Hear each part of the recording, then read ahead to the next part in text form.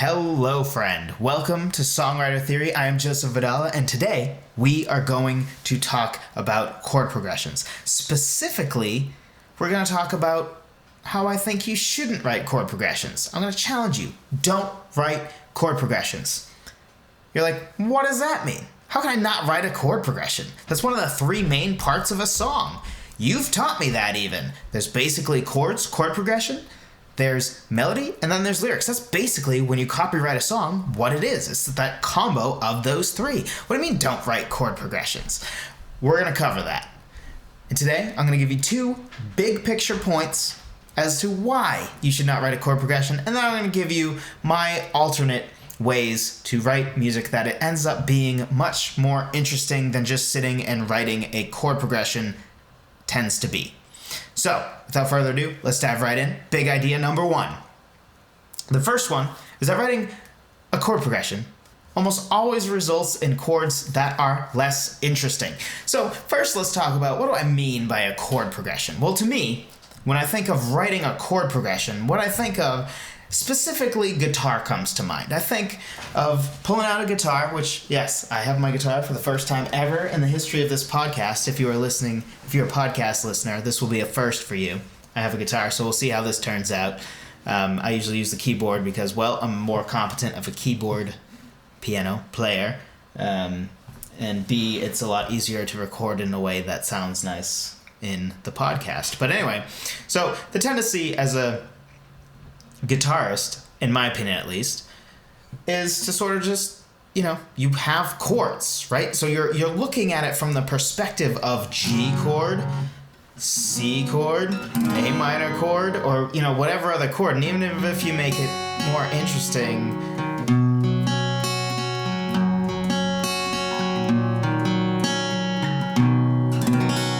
right? So, no matter what you're doing with it, you tend, as a guitarist specifically, to look at things chord-wise, right? You're very rarely just doing individual... you're not doing individual notes that often as a guitarist. You are as a pianist. But often, in my perspective, when you're writing a chord progression, you're thinking by chord. So you're thinking, okay, G chord, C chord, A minor chord, maybe some... Oh. There we go. Maybe this type of E chord and some of this. But you're thinking by chord, right? Because all those things I'm thinking, by chord. And to me, I think that how we should be looking at music is broken down smaller than by chord. Because with this, we already have committed to an entire triad, right? We have G, B, and D all in this chord. I mean, we really don't, because I have my guitar as a half step down, which we can talk about some other time if you're interested. Let me know in the comments below if you're interested why I keep it a half step down. But so this is actually a G flat chord, really. But the tendency is that if we're writing a chord progression, we tend to write from the perspective of chords as a whole. So really, I think what captures this idea, besides, the whole guitar, I just realized I'm just straight playing a chord. I've already committed to an entire chord. I haven't broken it down by notes. I'm not thinking about what are all these notes. I'm just thinking about G chord, G. It's sort of the same way. If you've ever seen one of those lyric sheets, if you've ever played in a worship band, you'll know what I'm talking about. But one of those sheets where it has the lyrics and that has G on top of it. A-M for A minor, C, or D, you have all these names for chords and you just know, okay, yep, playing G first, and C at 9, whatever it is. And that's sort of the perspective where you're going to come up with less interesting chords, right? Because you're just taking the chord as a whole, and it's chords that are used over and over and over again. That's why they can just put a single letter there and it's done. And if you think about it, right, a songwriter, our job... Put my guitar away here. 1 second. So if you think about it, our job is to maximize interest, right? Which is really true of any amount of art, right? You never say, well, it got too interesting, right? Maybe it got too weird, but it doesn't get too interesting. Like, nobody ever walked out of The Dark Knight and said, you know, the Joker is a great, great villain. All-time great villain. Heath Ledger's performance was amazing. But you know what? I didn't need a great plot and a great hero and a great villain. That was too much, right? Like, the story, the plot, like, it was all so good. Like, I didn't need it all to be good, right? No, that's what makes it an all-time great movie, is that it had all of those things. Nobody says, oh, it was too interesting. It had too much good about it. Similarly, as songwriters, we shouldn't get lazy about chords and just be like, well, I'll just, you know, have chords. Yeah, 1, 5, 6, 4, like 99% of pop songs, like, and then I'll make it interesting with the lyrics, and, you know, the melody will maybe be interesting too. Like, no. Try to maximize, we should be trying to maximize interest everywhere. So if we can do something like not write a chord progression to get a little bit away from traps we can fall into of sounding sort of the same as everything else that's been done and not having anything particularly memorable in the music, then we should take steps to do so. So, be honest. Especially if you're a guitarist, when you write from the perspective of a chord progression and you're thinking like, okay, well, I'm going to go G chord, right? In which case you've already committed to 3 different notes, right? You already have this, right? If you're going by chord progression, you've committed to many notes already right away. Be honest. How often do you come up with a really interesting chord progression? Or do you end up with like G, C, D, like, oh, whoop-de-doo, there's the same chord progression that a million artists have used 1 billion times, which again doesn't make it bad. You know, there's certainly room for uninteresting chord progressions because, you know, sometimes you're doing something interesting with other parts of the song or whatever. But if possible, right, we want to write interesting music. So be honest. Let me know in the comments below. When you write with the guitar, when you just get the guitar out, or when you get the piano out, and maybe you are a player who plays mostly by chords, so you're thinking, you know, with stuff like that, instead of, you know, melody.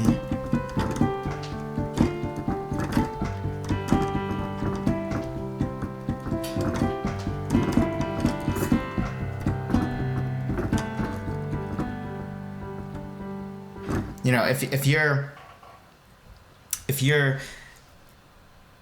a pianist that isn't thinking so much that way, right, where I was clearly heavy on melody, the chords sort of just filled stuff in, but you're more like, all right, C, or, you know, you were concentrating on the left part of my hand, like, oh, what are the chords of this? Like, no, you're missing the point here. The melody is what I'm trying to find. That's the important part. But anyway, getting a little ahead of myself. So, be honest. Let me know in the comments below. When you write a chord progression, how often is that interesting? Or do you just end up doing like, oh, I know that a G and a C and a D work well together, so that's my chord progression. Time to come up with a song on top of that.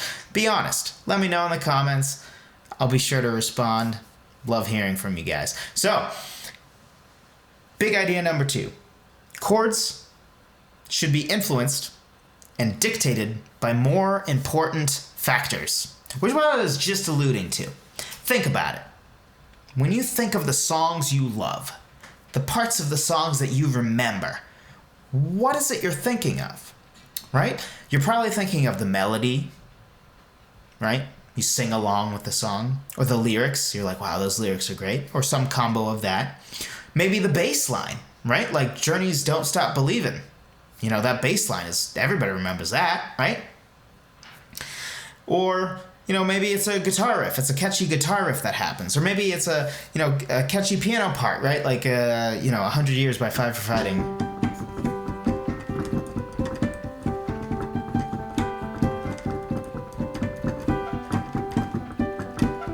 Right? So something like that.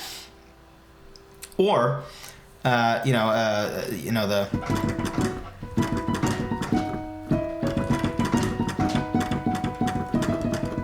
something like that. It's been a while since so I don't remember that. But like, you know, a thousand miles, yeah, by Vanessa Carlton. Yes, pretty sure that was right. So, you know, that's the stuff you remember, right? You remember those sort of things, not the chord progression. Like, how often have you ever been like, oh, dude, that chord progression is awesome because, it's a 1, 5, 4, 3. Have you ever thought that ever in your life? The answer to that is almost definitely no, that you haven't. And that's because all of those other parts are more important. They're the things that people are going to remember. And I've talked about this before, but songwriting is sort of like a funnel, right? And a funnel starts wide at the top and gets more and more restricted, right? So that you can pour, say oil into a large area and it all funnels into this one small area. And when I say songwriting is a funnel, the point I'm trying to get across is with each creative decision, right? So as you get lower and lower, you have less room creatively, right? So if we start way from the top, once you decide on a key, let's do key of C. I tend to do that because it's super easy, and then you can see what I'm doing a little more easily because everybody knows the key of C, I think. Hopefully it's the one with all the white keys. No sharps or flats. So chord progression is not the main thing that you remember. You're never going to remember. That's not the main point. You remember I think I just figured this out today. So like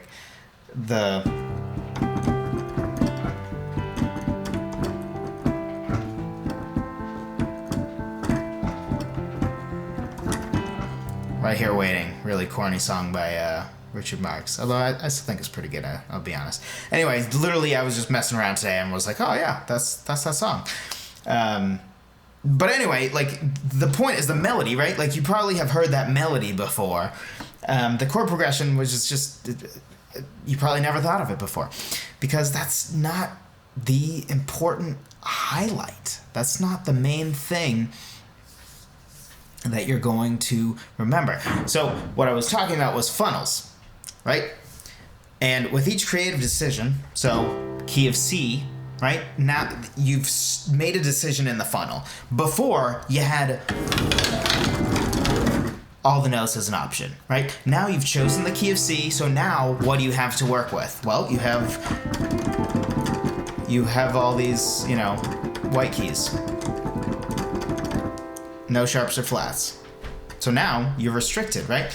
And now you also know, like, okay, your 1 chord is your home bass, and then you have a 4 chord, that is the F, and then the G, which is the 5, and the A minor, which is the 6. And you could use E minor, but it's gonna be a little harder to get that in there working well. And then of course the 2 is the D minor, and you're probably not going to use that B diminished, but you might. So you've already made a decision, right? Once you have a tempo, now you have a certain meter to keep, right? Versus, or, maybe you chose 3/4 time.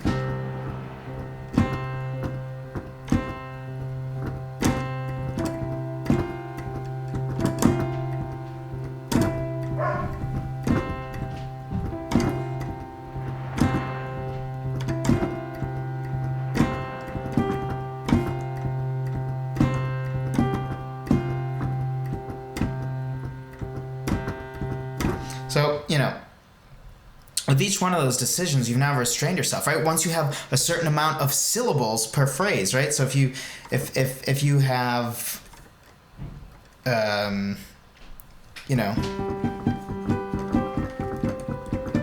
right, with that, once John Ondrasik of Five for Fighting figured that out, right? There's only a certain amount of syllables there. So now your lyrics are restrained to those amount of syllables. Right? Or maybe you write the lyrics first, so now your melody is constrained in a way that, like, you have 10 syllables to work with. So every decision you make creatively while writing a song becomes more and more restrictive.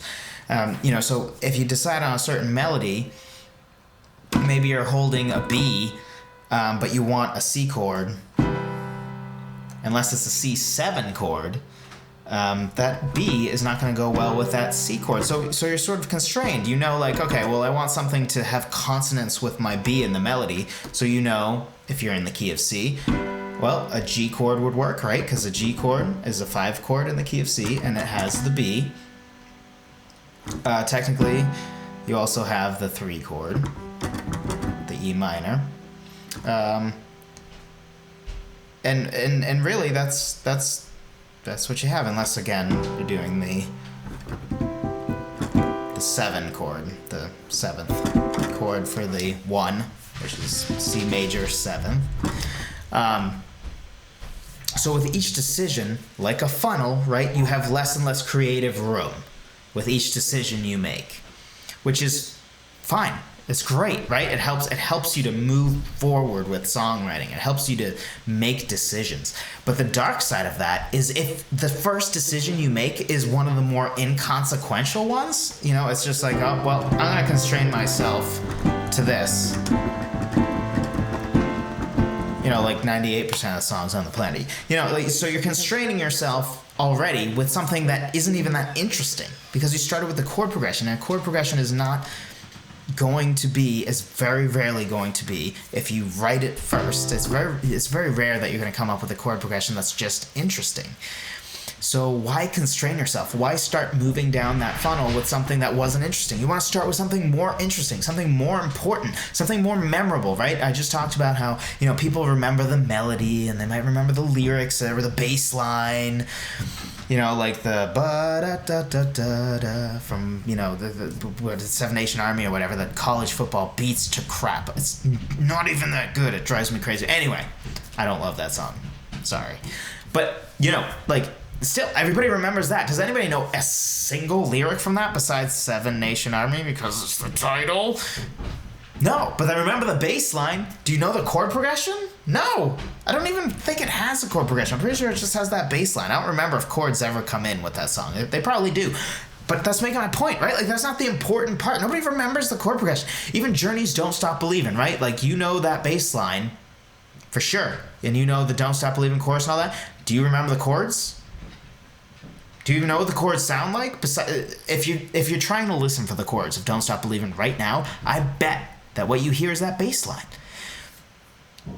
So that bass line, if they wrote that first, would be a worthy thing to constrain their choices, right?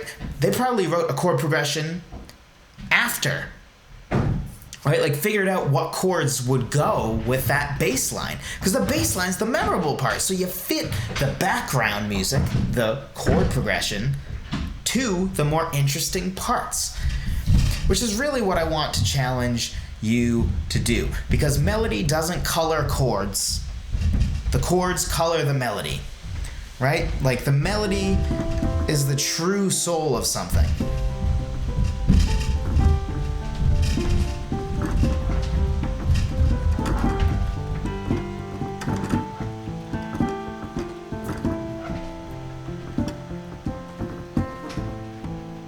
Right? So that's colored with an A minor versus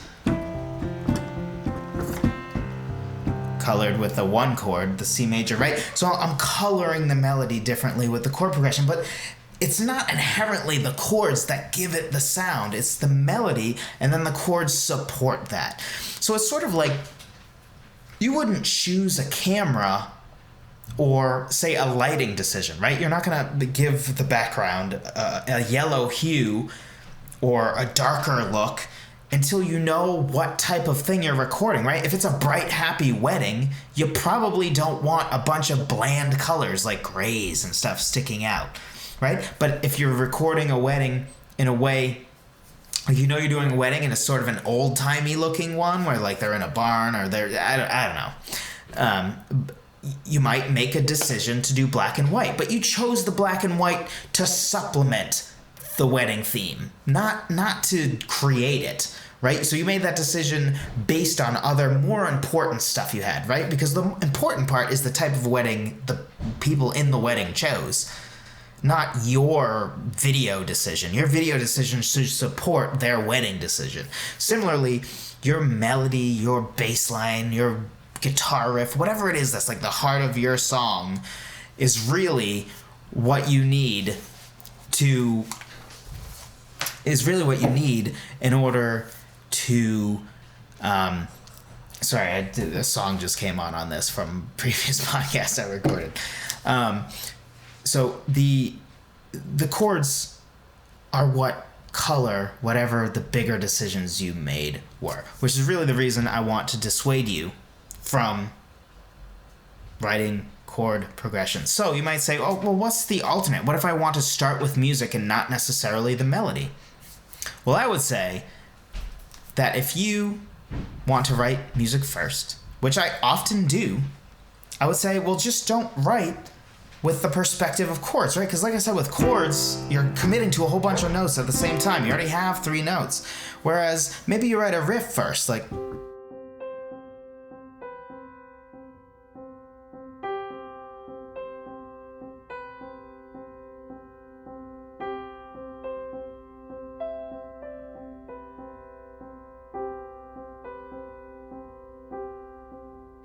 just improvising, whatever. I don't know what the chords are there yet. It's indeterminate, right? Like, and maybe I never need to figure it out. Because I can have a bass guitar just play this C note and then this lonely piano on top. And that be it. I can just do that, right? So I'm not worried about, like, what's the chord, though? What does it matter? If I can write and arrange a whole song and never even know what the chord necessarily is, and sometimes chords are left vague, too, right? This, I have a C and a G, so it's probably a C chord. So C and C. Okay, probably a C chord. Oh, C and B. Did it just become a C minor 7 chord? Or sorry, C major 7 chord? I don't think so, based on... It really doesn't feel that way to me. It doesn't have that sound. It has 2 of those notes, but some of that jazziness that you get from there is really not in it. So, just be... Or this is a song I wrote before.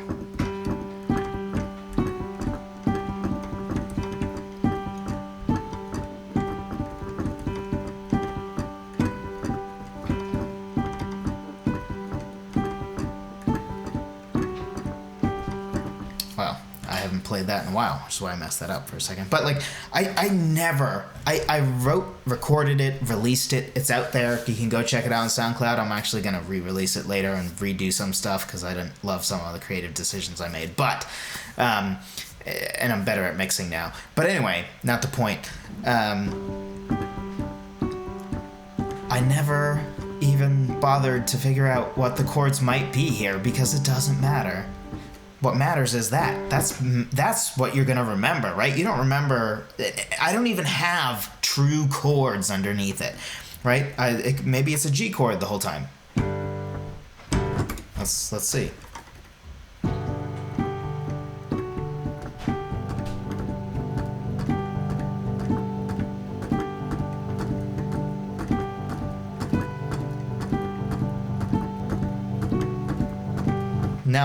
No. I would say, so that's probably a G chord because it has the G and the D. But then when I do this, when it goes to this, it becomes a D chord, I would argue, because it's the first and the third of the D triad, right? But again, I don't really care. I'm literally just figuring this out now because it never mattered. I never had to write a chord progression, and it doesn't matter. I wrote a memorable piano riff, or what I think is a memorable piano riff, and right now you're not like, oh, but what's the chord progression? Well, I can't talk and play that, apparently. But you know what I'm saying? Like, you don't care. Nobody cares. If anything, you're going to be more bored by, what if I sang over that instead of no thank you, right? I'll take the second option for sure. But so it's, G chord probably, and then that would be a D chord, I would say, and then back to G, and then again when it goes up to here, I would argue that's down to a D chord because that's the first and the fifth of a D chord, just missing the F sharp, the third. And then, Okay, so that's G. That one's clearly G, right? Because I have a D, a G, and a B, so I have the entire triad in there.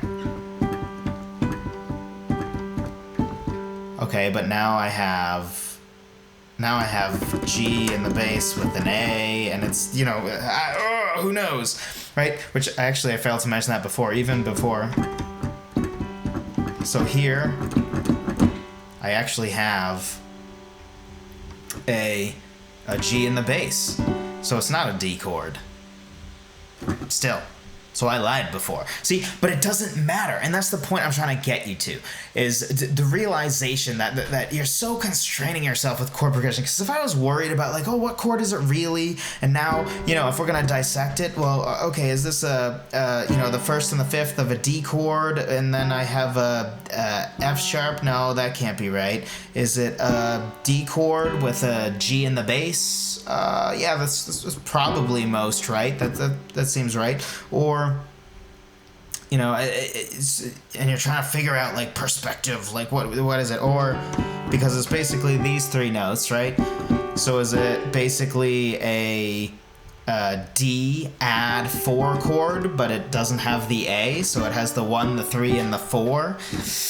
I don't know. Well, the G is in the bass, so I would argue that's, when in doubt, you should assume that is the chord, or in this case, it's just a D chord up top with a G in the bass. So, and half of what I just said might have confused you, and you know what? It doesn't matter, because I was just discussing it, figuring it out for myself now, and I don't even care. I don't care what that chord is. I wrote that whole song. It's one of my favorite songs that I've done in the past couple of years, and I don't care what the chords are. I certainly didn't write a chord progression, right? I wrote a memorable piano riff. So regardless of what you're writing with, even if you're writing music, my challenge to you is write something different, right? Maybe write a bass line. Like, there's a song I wrote that I told myself, okay, I'm going to write a interesting bass line. So I came up with, this is what I did. It was in high school.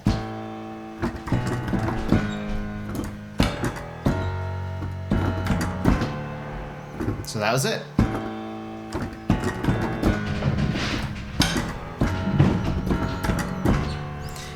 After I figured out what chords to pair with it, and it ended up being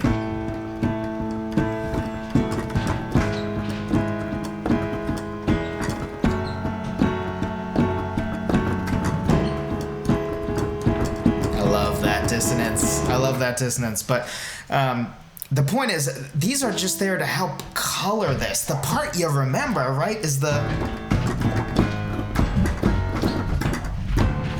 stuff. That's what you remember. So when you're writing your music, when you're coming up with your guitar riff, whatever it is, I'm challenging you that if you're starting with music, start with anything but the chord progression. Start with a memorable piano riff. Or, like 5 for Fighting's. Right? Start with a memorable piano riff. Start with the melody, right? Just improvise. That turned into Right Here Waiting again. But anyway, figure out the melody first, because those are the parts people are going to remember. People are going to remember the bass line. They're not going to remember, and nobody cares about the chord progression. The chord progression is there in a supplementary role. It's like a sound guy, right? If the chord progression is broken, if the sound guy totally messes up, everybody notices. But for the most part, the job of the chords is to not get in the way of everything else. The chords are to sit in the background and help color, help make the rest even better. Like a great sound guy can make it sound even better. But for the most part, the job is to be behind the more important stuff, the actual band that's playing, right? That's sort of the job of chords.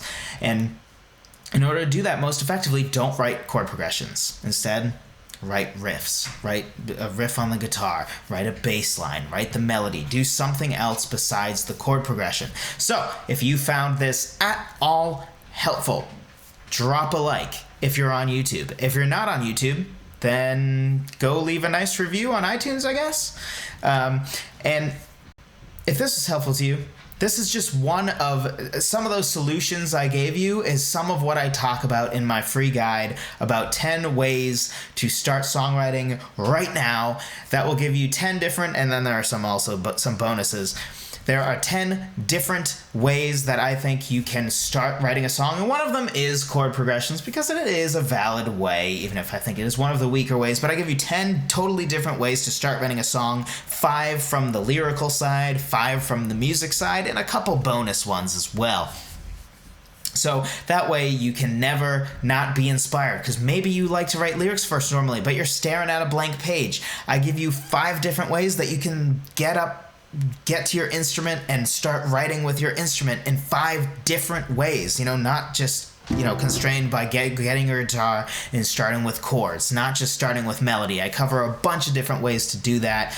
With this guide, you will never, ever have that experience where you just don't know what to do, because there are so many different ways I give you to start writing your song. So even if you are a seasoned vet or a beginner, you should be able to get something from this totally free guide, my gift to you for making it this far in the video. The link will be in the description. It is at songwritertheory.com/free guide.